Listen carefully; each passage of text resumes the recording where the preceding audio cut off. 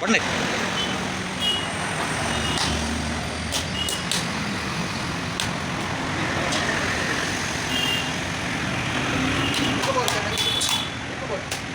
అయిపోతే ప్లేట్ పెట్టండి.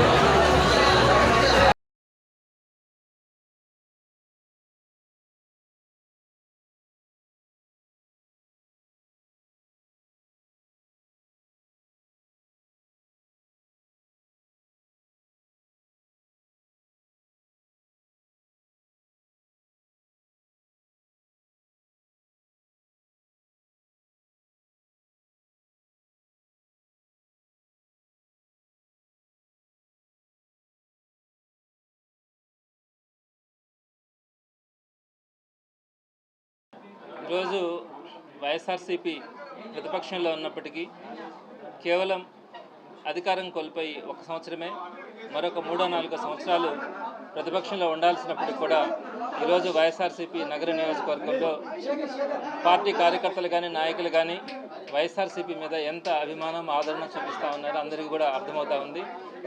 ఏ కార్యక్రమానికి పిలిపించినా కూడా వేల సంఖ్యలో నెల్లూరు నగర నియోజకవర్గంలో పార్టీ కార్యకర్తలు ముందుకు వస్తూ ఉన్నారు. ఈ సందర్భంగా ఈరోజు నా జన్మదినానికి సంబంధించి ఎంతో అభిమానంగా ఈరోజు చాలామంది, కొన్ని వేల మంది ఈరోజు అన్ని వీధుల్లో కూడా, అన్ని డివిజన్స్లో కూడా కార్యక్రమాలు చేయడం చాలా సంతోషంగా ఉంది. నేను ఎప్పుడు కూడా ఇలాంటివి ఇష్టపడను. ఎప్పుడు కూడా నేను పని చేయాలా, నేను నమ్మకంగా ఉండాలనే కోరుకుంటానే తప్ప ఇలా హంగులు ఆర్భాటాలు ఎప్పుడు కోరుకోను. అయినప్పటికీ కూడా వాళ్ళు సంతోషంగా వాళ్ళు ముందుకు రావడం, ఆ నమ్మకాన్ని ఎప్పటికీ కూడా దాన్ని కాపాడుకునేలాగా నేనైతే వాళ్ళతో పాటు నడవడం జరుగుతుంది. వారి మనసులో ఈరోజు ఉన్నటువంటి అభిమానం రాబోయే రోజుల్లో ఆ అభిమానాన్ని, నమ్మకాన్ని నిలబెట్టుకునే దానికి 100% ప్రయత్నిస్తాను. మొదటి నుంచి కూడా కాలేజీ కానీ, ఆ తర్వాత రెడ్ క్రాస్లో కానీ, ఇప్పుడు పాలిటిక్స్లో కానీ ఏదైనా ఫుల్ టైమ్గా కమిటెడ్గా చేయడమే నాకు అలవాటు.